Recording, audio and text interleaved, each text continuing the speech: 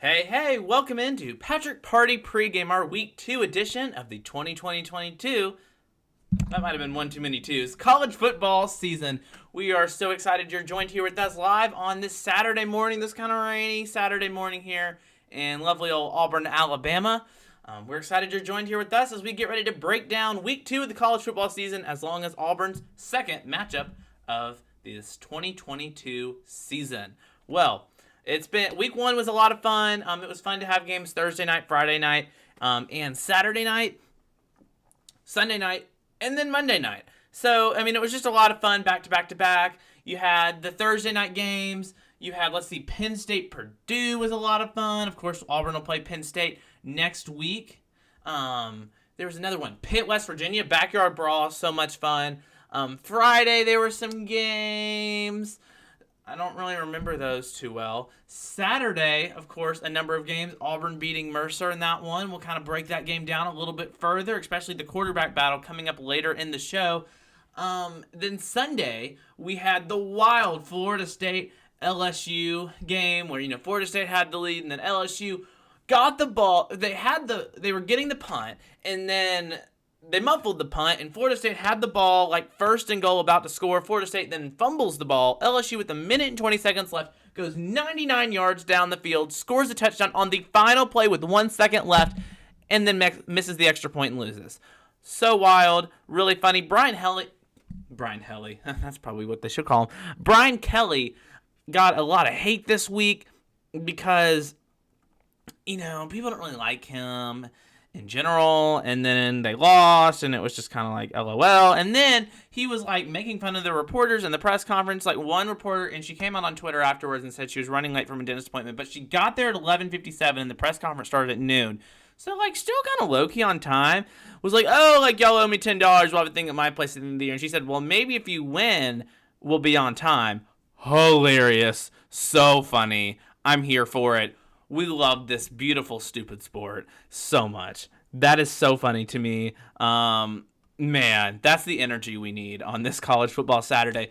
The vibes in Auburn, not going to lie. Everyone's just kind of can we be a week from now? Well, hey, my birthday's on Monday, so let's not rush through this weekend too fast. But, yeah, I feel it. San José State, it's we kind of just did this with Mercer. San José State isn't a step up in competition. We go from an FCS school to a Mountain West school. But at the same time, it's man, I'm ready to see what the Auburn Football Tigers can do against some Power 5 competition. And some good Power 5 competition in the Penn State Nittany Lions that survived that Purdue game. They have a throwaway game or paycheck game this weekend like Auburn, and then they'll travel down to the great state of Alabama. And we'll have a fun one next Saturday. But hey, let's not pass by Week 2 yet. There are a lot of fun matchups coming up in this weekend. I feel like last weekend they really hyped it up because it's the first weekend. There's games all Thursday through Monday, which is wonderful. But at the same time, I think this weekend, while it might not have the marquee matchups of an Ohio State Notre Dame or a Georgia Oregon, even though that game sucked. Oregon, what happened? My God. Dan Lanning, what are we doing over in Eugene? I think this game has a lot of not headline games, not helmet games, but a lot of good ones. And so with that, let's go ahead and not do the Saturday slate. We got to talk about the Amazings. And if you read our email newsletter that got sent out on Friday, we did a whole piece on the Amazings. I thought it was pretty good. It was a little bit longer than I was expecting, so it's a 3-pager. The game day information and Patrick Party information for the week is on page 3. We're aiming for 2 pages, so we're not trying to, write an assertion here. But the Amazings team, hopefully that just kind of added some significance for you if you weren't alive. I certainly wasn't alive in 1972, 50 years ago. There's some great Auburn memories, some classics. And today we're going over not a classic. We're going week by week. Last week we started with the opener against Mississippi State that Auburn won in Jackson. This week we're doing the second game of the year, which was Auburn's home opener, and at the time Cliff Harris Stadium on September 23rd, 1972. My bad. And Auburn beat Chattanooga a whopping 14-7. Can you imagine if Auburn beat Chattanooga this year 14-7? You think there might be a little bit of drama? No, maybe just a little bit.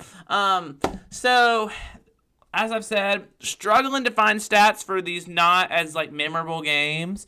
I'm thinking next week we're going to be pretty good. Next week we're doing the number 4 Tennessee upset, so I'm excited about that. But just want to commemorate this team. A lot of fun. A lot of people don't know about them, but that is, it's funny how many of people I know that go to Auburn that don't know what the local establishment 1716 means. They just think it's numbers or a year. I'm like, no. Okay, so let's go ahead and now get on into the Saturday slate and talk about a helmet game.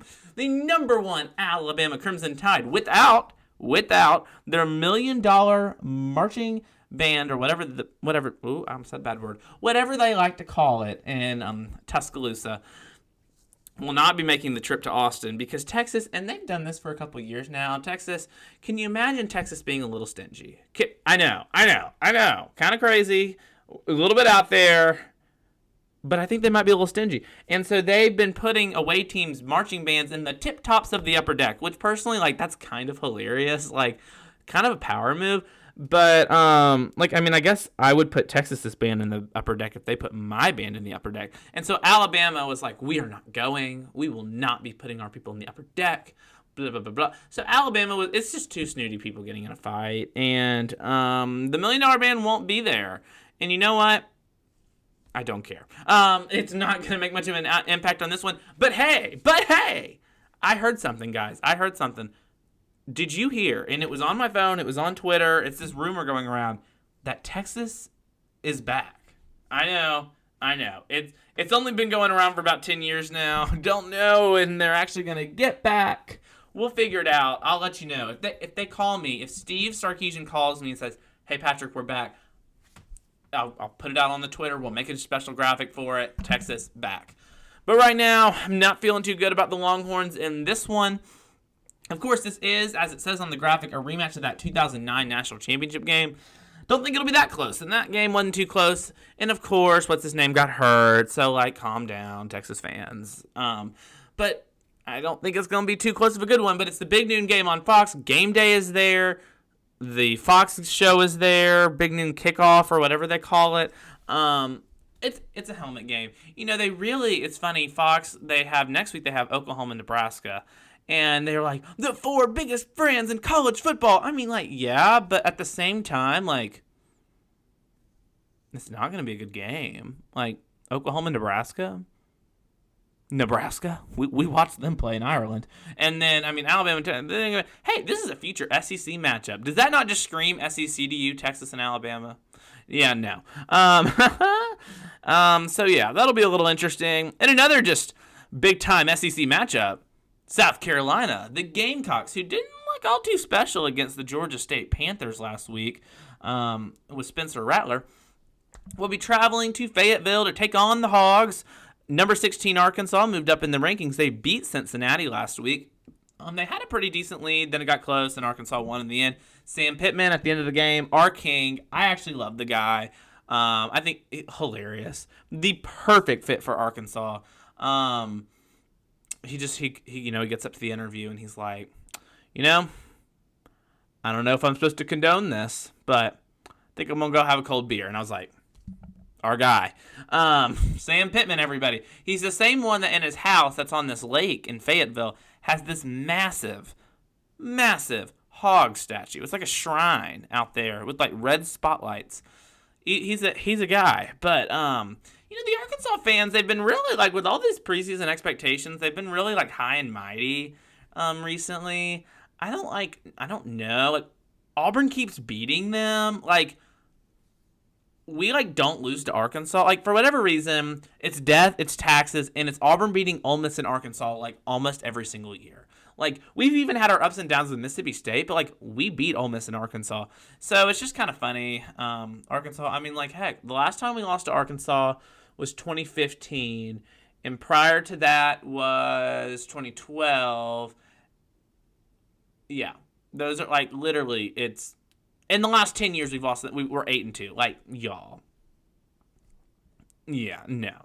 So, I say that, and we'll lose this year. Arkansas and South Carolina, everybody.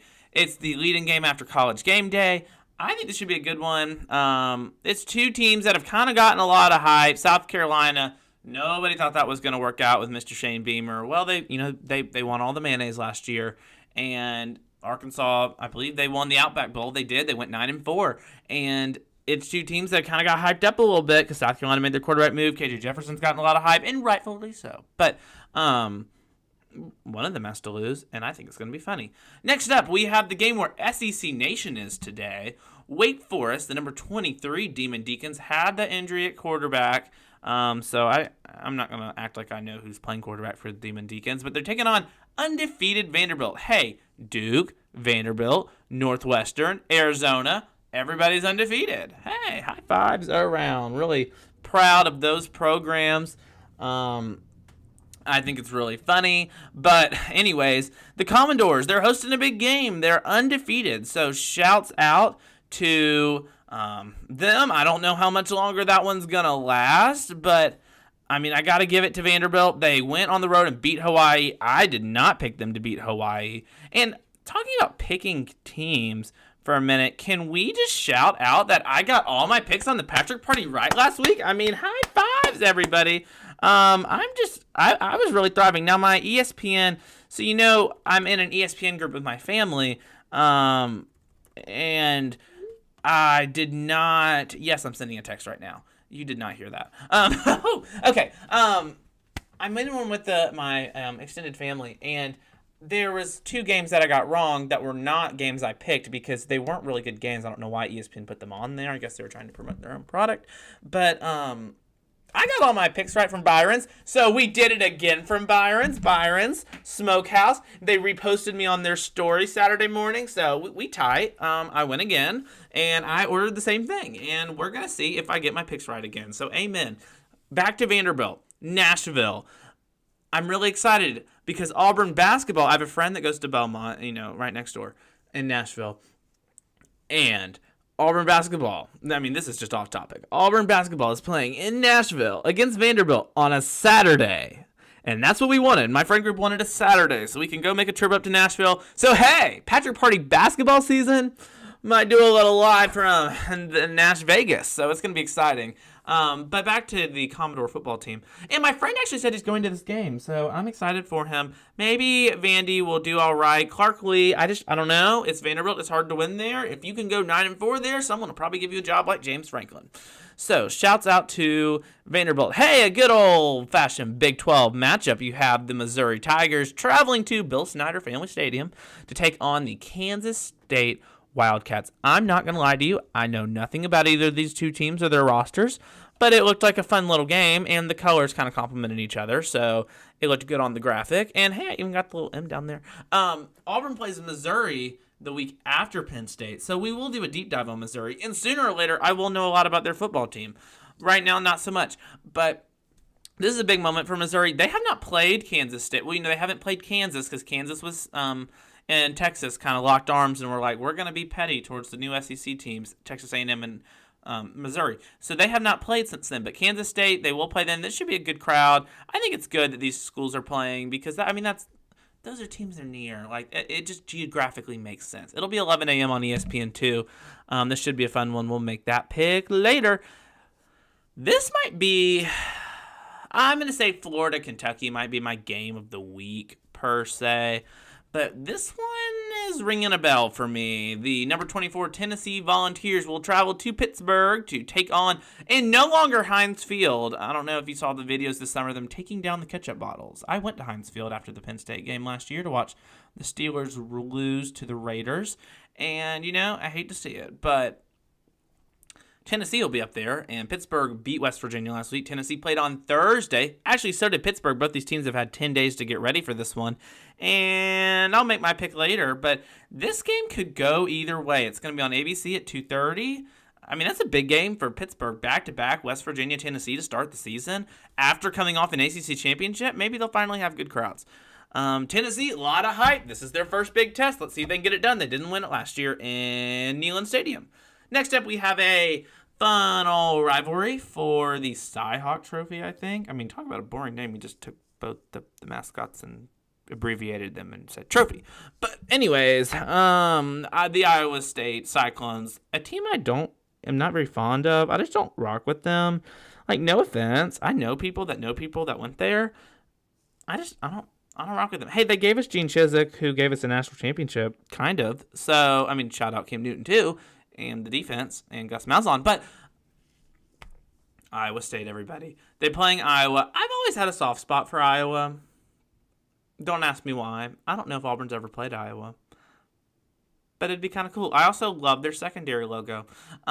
They're playing on the Big Ten Network because neither of these teams are particularly good.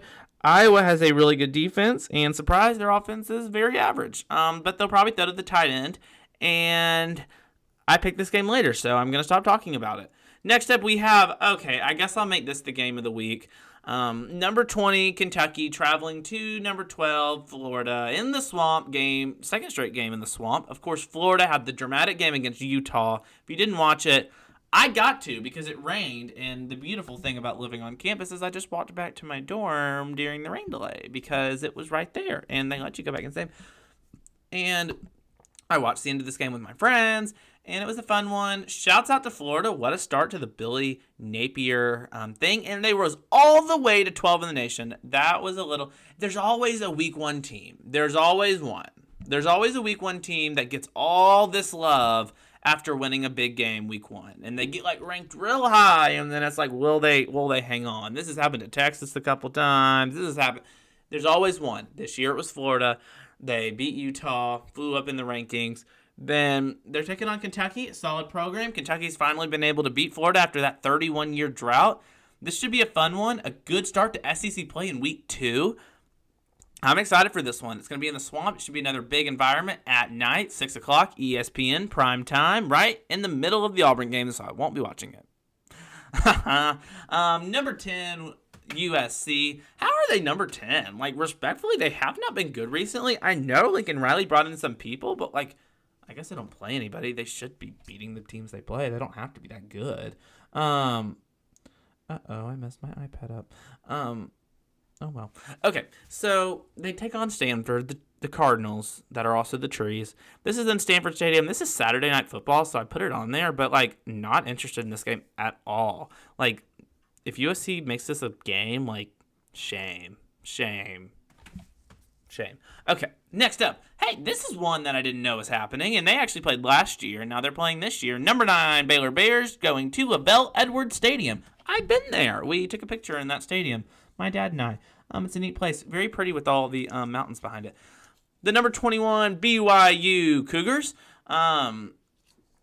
Should be a good one. Late night ESPN. So, ESPN's got a good little stretch. I believe they go Arkansas, South Carolina, 11. Somebody's at 2:30. Did they go Tennessee Pitt? No, that's ABC. Well, they have somebody at 2:30. Then they go Florida, Kentucky, and then into Baylor, BYU. This should be a fun one. The line on this one's interesting, so catch Bingham's bets in a little bit, and we'll talk about it. And then our good old Auburn Tigers will take on the San José State Spartans. In the second straight game of a lesser opponent. Auburn, we're about to just do a deep dive into Auburn, so I don't want to say too much right off the bat, but the game will be on ESPNU in Jordan-Hare Stadium. The weather, it's probably going to rain. We'll see. I will actually, fun fact, I'm just, let's talk about me when I'm supposed to be talking about Auburn. I will be on the sidelines for this game. If I didn't really know I was going to be, but yeah, I actually work for War Eagle Productions, and I will be doing things on the sidelines. So I'll try to watch the game, a little bit, a little here, a little there, but I'm excited. I'll be there, and it'll be raining, so War Eagle to that. But Auburn will be taking on San Jose State, the lovely Spartans. They're coming from California. Auburn is trying to take down the Silicon Valley. That is what is at stake here. It's really a conflict of interest for Tim Cook, if you think about it. So let's go ahead and get on into kind of some more Auburn talk. And did you hear there's a little quarterback controversy after week 1? Did the headlines, did it get to you? Because it got to me a little bit, and I was sitting in the game. I was sitting with some friends. This is pre-rainstorm, before I got rained on in my white shirt. That was cotton and turned see-through. It was a little embarrassing, but I had a rain jacket. I went and got my rain jacket. And I'm sitting there, and TJ, he started really strong. And we'll go into the stats, but he started really strong, and then Robbie came in, and he had some big run plays, and then it was like TJ's playing good, and Robbie's kind of a good change of pace guy, but they were kind of using Robbie as a gadget, and he was just running the ball or involved in running plays. And I was like, oh, okay, well, maybe we'll just do this for 2 weeks, because Harsin said in the press conference, the Monday press conference before Mercer, he was like, oh, like, TJ's the quarterback. Robbie will get some playing time, but TJ's the quarterback. Peace, love, TJ's the quarterback. And so we were like, okay. And so I was like, maybe they'll just use him as a gadget. And then, like, maybe my thought, and I texted this to my dad, I think. I was like, Penn State, watch Robbie throw the ball. Like, that can make sense. And so that was kind of the talk. I didn't watch it on TV because I was there. But apparently the TV people were like, oh, my God, like, he's not throwing the ball. Let him throw the ball. Blah, blah, blah, blah, blah. We'll be quiet. We're playing the Mercer Bears. We don't need to get creative with the playbook. Well, then they did. And Robbie threw that bomb, and I was like, did someone say quarterback drama, or was that me? Did someone say quarterback drama? That I literally looked at someone and said that. And then, interception number 1. Let's just talk about the interceptions. Hate to see it. I mean, you do. And he was playing. The whole narrative of, like, he was playing great until the interceptions, and that was the only 2 bad plays, that's not necessarily true either. There was one really bad overthrow. But it's just kind of like, the first one, whatever, it happens. The second one, not even close. Cedric Jackson was wide open, and we underthrew him by 20 yards. It was like, dog, what we doing here? Like, ugh. So, It just kind of turned into, we've seen this story before. We've seen this thing before. Like, this has happened before. Like, okay. And then Robbie came in, and Robbie actually played a lot of minutes. He played all of the minutes after the rain delay. So, dare we go into some stats here for a second? Let's start with starting quarterback, because then Harsin said, and the post-game press conference, everyone's like, who's going to start this week? Like, I've had a lot of these people asking me. I'm like, dog, Harsin said it on Saturday. And then he said it again on Monday. Saturday, he's like, TJ's our QB1, TJ's QB1, TJ's QB1. And then Monday, he's like, they'll both get a lot of playing time, but TJ's QB1. And a lot of people are like, no, I don't get it. 2 quarterbacks won't work. It might not work. And there's been so many examples where it hasn't worked. And I'm going to go ahead and just get into my philosophy here, what I think Auburn's trying to do. Shout out to Justin Ferguson, Auburn Observer, because I read this from him, I believe, and he's right. Harsin, when he was at Boise State, I want to say it was the 2017 year. He had 1 year where he did run a 2-quarterback system, and they won the conference championship. And that's what's happening this year. We're winning the conference championship. Don't let anyone tell you differently. But what I actually think we're trying to do here, I mean, we are trying to win a conference championship. That would actually be really ideal. I really want to go to the SEC championship. Like, I really want to. But Auburn has to go. And it's like, it's almost been 10 years. No. We went in 17. My bad, but we haven't won one in 10 years. And we need some new merch that says SEC champions. Anyway, like, it's so much fun when the basketball team wins. Anyways, what do I think the philosophy is? This is what I think we're trying to do. Harsin's offense is more of a pro-style offense, right? And you kind of saw this in the week 1 game. It was evident. There's a clear difference in the offense that was ran against Mercer than that was ran last year. Last year, it was a Harsin offense, and it was a Harsin setup, but it was really a Mike Bobo offense, and it had a Mike Bobo flair to it. This offense, this Brian Harsin, Eric Keesaw, Boise State offense, it was that to a T. It was very clear. It was different. there were so many different formations, so many different players on the field, and I think that's what they're trying to do. The whole philosophy behind all of this is that currently we aren't recruiting at the level against Alabama. We're not recruiting against the level against Georgia, and we're probably never going to get to that point. But if Auburn, and we're not where we need to be in recruiting, and that's a topic for another day. But if Auburn can recruit like they did with Malzahn and get those top 10 classes consistently and stay competitive, then if Brian Harson's staff can develop these players and then out-scheme and outplay these defenses, Auburn can win football games and win championships. That's the plan. That's the blueprint. And it makes sense at what they're trying to do at quarterback. Listen to this. TJ Finley is the pocket passer, NFL pro-style quarterback. I know he overthrows balls. I know it gets iffy at times. I know I got some questionable texts from people. I get it.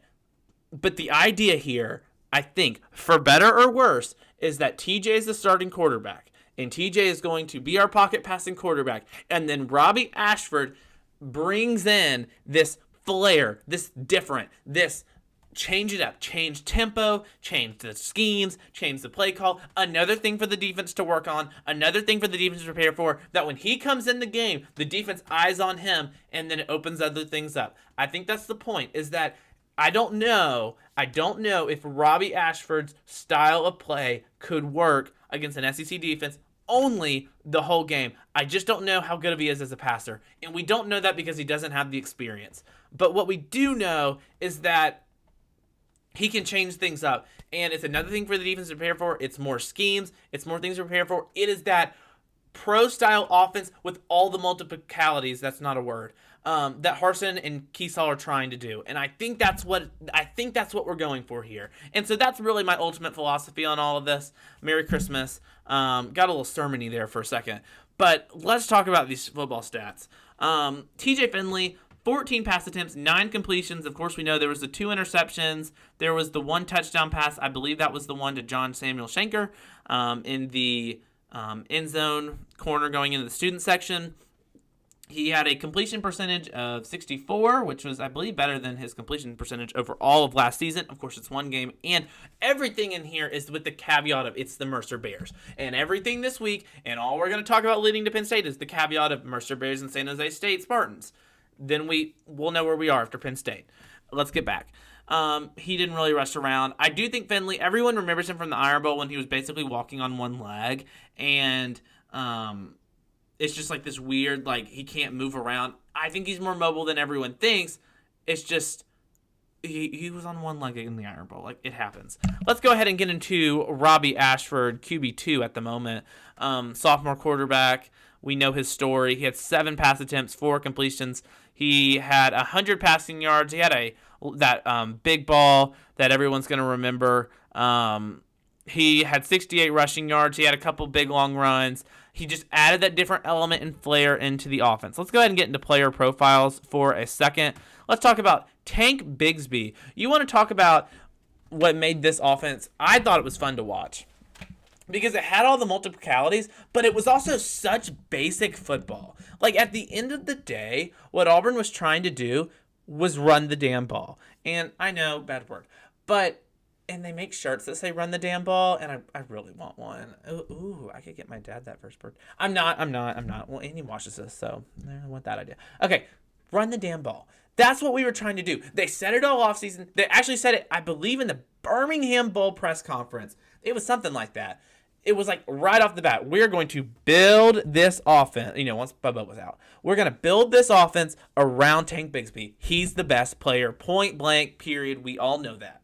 And Auburn's going to run the ball. I've said this like 18 times. When Auburn's most successful and when Auburn's best at football, we can run the ball. Think of the best years, and you can name the running backs every single time.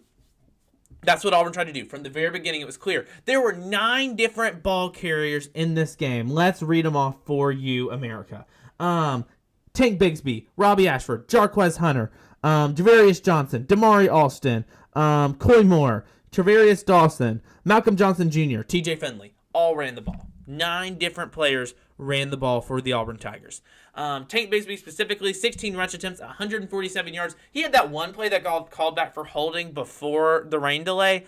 And, oh my God, it's like my history class where it's like before Christ, after death. It's like before rain delay, after rain delay. Before the rain delay, well, actually, they said we can't do the whole Jesus thing because whatever.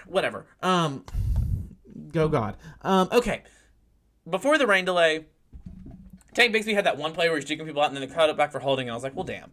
But right out of the rain delay, the first play, Tank Bigsby made people look stupid. I mean, he's just going down the field. Now I know Mercer Bears, we know, but there's that look. It was like something's different here. Something is like, it's just for whatever reason. It looked different. It looked better. He had some receiving yards. I feel like Auburn said, we're going to build this thing around him. We're going to try and get him the ball passing. We're going to try and get him the ball throwing. We need the ball in his hands. That's what Auburn's going to try and do. Now, I say that with the caveat of, number one, it was the Mercer Bears, and it's the San Jose State Spartans, different from SEC-level defenses, which he struggled against, and his stats were smaller than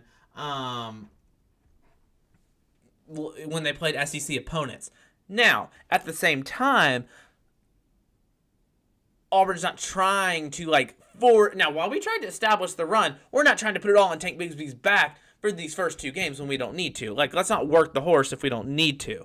And now let's get into Jarquez Hunter that had 3 touchdowns. His first multi-touchdown game. Jarquez Hunter, we kind of tailed off towards the end of last season, but shouts out to my boy. His mom sat near us in some of the player sections last year. And nice lady. We talked to her after the Alabama State game. He had a breakaway run, and she was like, "Oh, my baby, I'm so proud." And we kind of were like, "Oh, haha, we played 2 sorry teams. Your freshman got in. We're so proud of you." But then he came a force. He was playing in the big games, and we were like, "Oh, Hunters, hey!" So shout out Jarquez Hunter. 8 rush attempts, 34 yards. He got the ball a lot in the red zone, which I thought was interesting. Tank Bigsby had the dive in.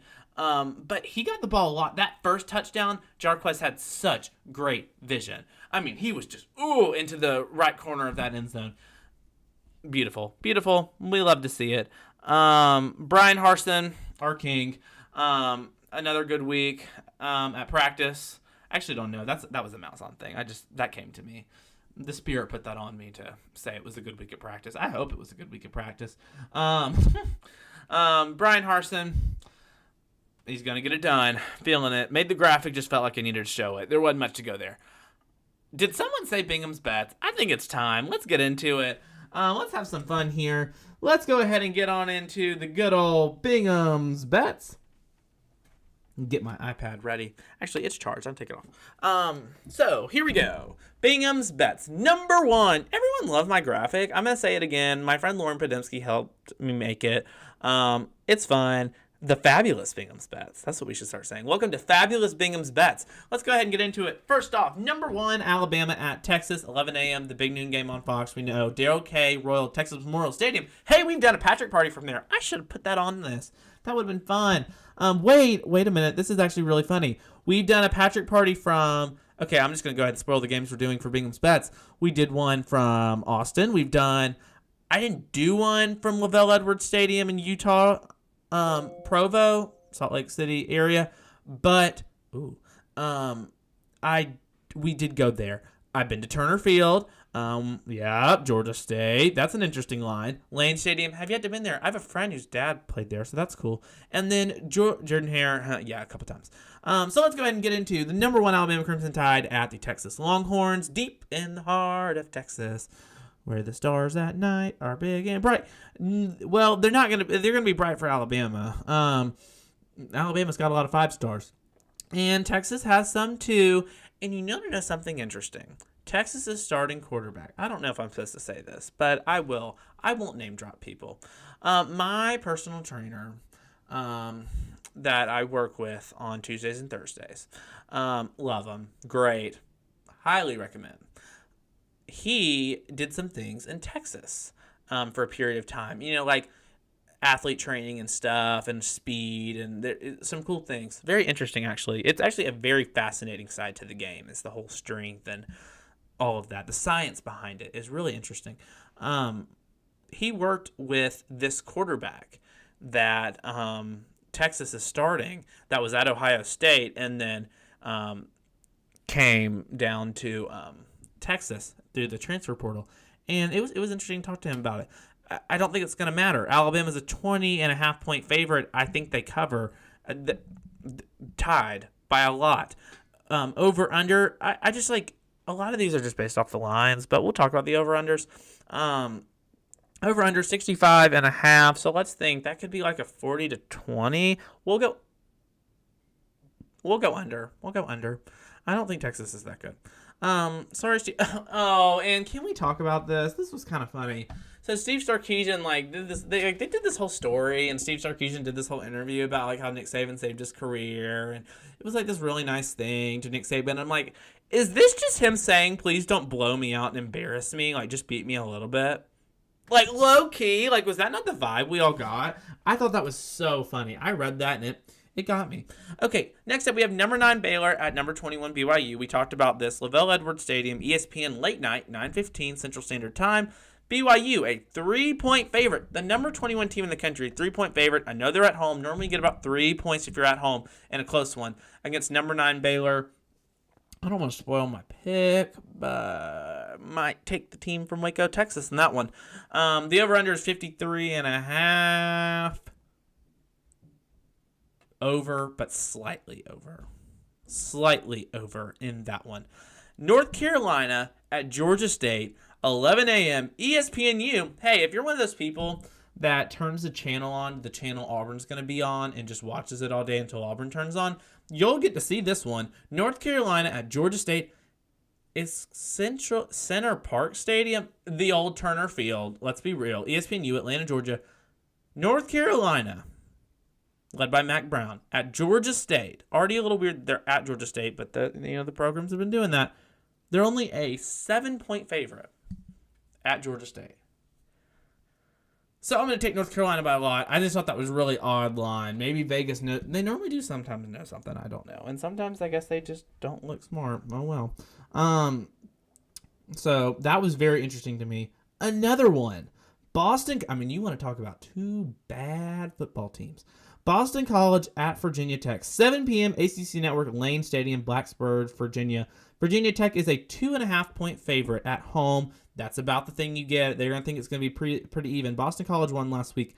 Virginia Tech. Actually, no. Boston College lost by 1 point, 22-21 at Rutgers, or against Rutgers. It was against Rutgers. It was Boston College hosted the game. Virginia Tech lost at Old Dominion. So I might take Boston College in this one. I know everyone's going to probably be hating on Virginia Tech, and maybe they're not that bad, but ooh, things are not looking too good up there. Like, So, okay. Then, of course, San Jose State at Auburn. Auburn's only a 24-point favorite in this one. I could see us winning like 40-10. I take Auburn in that one. I take Auburn in the points. 24, we're going to do more than that. I'm feeling the love. It is raining. Okay, that's actually interesting. It is raining, so that could have something to do with it for those of you that like to gamble on these kind of things. And, rain means less points most times. So I think that's worth noting. It is raining, but I'm still going to take Auburn because, I'm not biased at all. Alrighty. Well, we flew through that one. Actually, we did pretty good on the time. I'm not going to lie. I did a pretty good job. This has been Patrick Party Pregame. Let's just go ahead. If you haven't already, we're a little late, but you can, of course, still go read the email newsletter. Please let me know. Please reach out if there's problems. Also, if you have friends that, I had someone do this, if you have friends that have emails, you can also just reply to the message and send them to me, and I'll copy and paste them in and send it to them the same day. Like, someone did that this morning, 7:30 in the morning. Man, they were on their email, and they were ready to go. Shout out. And I added them and sent it. So, if you want to do that, feel free. Also, you can always tell people, I always tell people, PatrickParty.com is the place to go, place to be. So, recommend highly. On this coming week, it's going to be something about Penn State. I just don't quite know what it's going to be about. Maybe just something about the state of Pennsylvania. I went to that game last year, so I'm really not knowing what I'm going to talk about. But I'm going to talk about something. Of course, the podcast, Apple Podcasts being weird. Apple, Tim, brother Tim, you're an Auburn man. What are we doing? Yeah, the Apple Podcast is like not going out. Maybe it has now. I'll have to check after the show. But Spotify, always good. If you ever can't find it on your preferred podcast, well, I say preferred, it's Apple or Spotify. If you don't have either of those two things, or you can't find it, PatrickParty.com. Scroll to the bottom. It's the thing on there. You hit play, it plays for you. Beautiful. So that always works as well. You don't even have to go to the podcast page. It's on the homepage, actually. So Patrick Party Podcast, not as long this week, but that's all right. It'll be a lot longer next week as we get ready for Penn State. We are excited for that one. I've done that joke twice now. But with that, this has been Patrick Party Pregame. Thank you for watching. I really do appreciate it. There have been a lot of people that have reached out, especially over the last 2 email newsletters. So I really do appreciate that. It does mean a lot. And so, I look forward to keep doing this the rest of the college football season. So if you see me on the sidelines tomorrow, you can yell my name. I don't know if I hear you. I'm supposed to, be professional and pay attention, do my job. So I'll try and do that just a little bit. But it is a Patrick Party, so we have to have fun. With that, this has been Patrick Party Pregame. Thank you. Enjoy your college football weekend. And hey, it's time for another round of Patrick Party picks from Byron's Smokehouse in Auburn. Hey everybody, welcome to Byron's for week 2 of the Patrick Party. Let's go ahead and get right into our picks. Number 1 Alabama is at Texas. I hear Texas is back, but I don't think this one's going to be close. I like the Tide by a lot in that one. South Carolina at Arkansas. This should be a fun one. I like KJ Jefferson and the Hogs. South Carolina didn't look too hot in week 1. Wake Forest at Vanderbilt. I think the undefeated season is going to end for the Commodores in this one. I like the Demon Deacons. You have Missouri at Kansas State. I'm just repping the SEC on this one. I like the Tigers. You have Tennessee at Pittsburgh. Pittsburgh beat West Virginia in the dramatic backyard brawl game. Tennessee is looking good. I'm going to go with the Vols in a revenge game. Pittsburgh beat Tennessee last season in Knoxville. Iowa State plays Iowa, a classic rivalry. I'm going to have to go with the Hawkeyes. I just personally like them in that one. Kentucky, Florida. Florida flew up in the rankings to number 12. Kentucky's still at number 20. This is going to be a good one. I do like the Gators at home in Ben Hill Griffin Stadium. USC at Stanford. This is the ABC Saturday Night Football game. I like USC in a big one at Stanford. I don't know how good Stanford's really going to be this season. Number 10. Baylor at number 25, BYU. This should be another fun one. Late night, I'm going to go with the Baylor Bears in that one. And then San Jose State comes to Auburn. Another week for Auburn to just kind of prepare for the looming game against Penn State, and I like the Tigers in that one. That's it for our Patrick Party Week 2 picks from Byron Smokehouse.